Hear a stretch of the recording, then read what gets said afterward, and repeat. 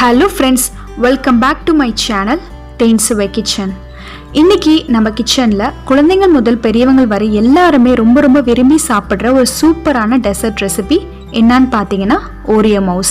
Oreo mouse பிடிக்காத ஆளே இல்லை. கண்டிப்பாக இந்த ரெசிபியை வீட்டில் ட்ரை பண்ணி பாருங்கள். ரொம்ப ஈஸியாக ஜஸ்ட் பிஸ்கெட் அதுக்கப்புறம் விப்பிங் க்ரீம் வச்சு செஞ்சிடலாம். வீடியோ ஃபுல்லாக மிஸ் பண்ணாமல் பாருங்கள்.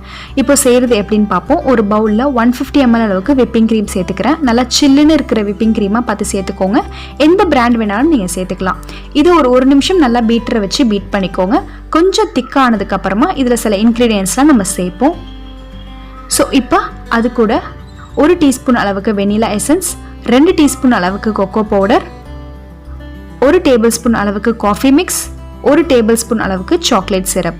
ஸோ இந்த இன்க்ரீடியன்ஸ்லாம் நம்ம சேர்க்கறதால நல்லா ரிச்னஸான சாக்லேட் டேஸ்ட் கொடுக்கும். அதுக்காக தான் இப்போ இது நல்லா ஒரு 3 நிமிஷம் நல்லா ஃப்ளஃபியாக வர வரைக்கும் பீட் பண்ணிவிட்டு ஒரு 15 மினிட்ஸ் அப்படியே ஃப்ரீஸில் வச்சு செட் பண்ணிவிடுங்க.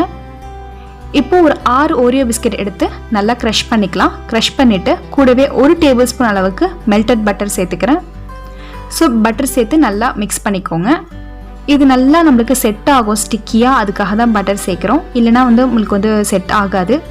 இப்போது ஒரு பவுலில் 4 டேபிள் ஸ்பூன் அளவுக்கு ஹாட் விப்பிங் க்ரீம் சேர்த்துருக்கேன். அது கூட 1 டேபிள் ஸ்பூன் அளவுக்கு சாக்கோ சிப் சேர்த்துக்கிறேன். இதுக்கு பதிலாக நீங்கள் டார்க் சாக்லேட் கூட சேர்த்துக்கலாம். எதுக்குன்னு நல்லா சாக்லேட் டேஸ்ட்டில் ஒரு சாக்லேட் கனாச் மாதிரி மேலே நம்ம செட் பண்ணோன்னா நல்லாயிருக்கும். அதுக்காக தான் இப்போது இது ரெடி ஆகிடுச்சு. இப்போ அரேஞ்ச் பண்ண ஆரம்பிச்சிடலாம். ஸோ 2 கிளாஸில் ஃபஸ்ட்டு நம்ம க்ரஷ் பண்ணி வச்சுருந்த ஓரியோ பிஸ்கெட் சேர்த்துக்கலாம். ஸோ சேர்த்துட்டு அதுக்கு மேலே நம்ம வச்சுருந்த விப்பிங் க்ரீம் சேர்த்துக்கலாம்.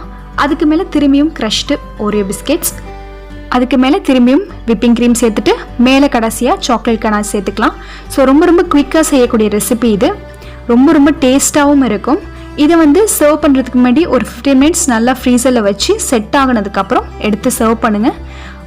ரொம்ப உங்களை வீட்டு குழந்தைங்கள்லாம் விரும்பி ஆசையாக சாப்பிடுவாங்க. அந்த ஃப்ரெஷ் க்ரீம், அதுக்கப்புறமா சாக்லேட் கனாச், ஓரியோ பிஸ்கெட் எல்லாம் சேர்த்து சாப்பிட்றப்ப ரொம்ப அருமையாக இருக்கும். குயிக்காக செய்யக்கூடிய ஈஸியான டெசர்ட். இந்த ரெசிபியை நீங்களும் வீட்டில் கண்டிப்பாக ட்ரை பண்ணி பார்த்துட்டு எப்படி இருக்குன்னு மறக்காமல் ஃபீட்பேக் சொல்லுங்கள். நான் சொன்ன ரெசிபி பிடிச்சிருந்துச்சுன்னா மறக்காமல் நம்ம சேனலுக்கு சப்ஸ்கிரைப் பண்ணிவிட்டு கூடவே இருக்க அந்த பெல் ஐக்கானையும் கிளிக் பண்ணிக்கோங்க. தேங்க்யூ ஸோ மச் ஃபார் வாட்சிங்.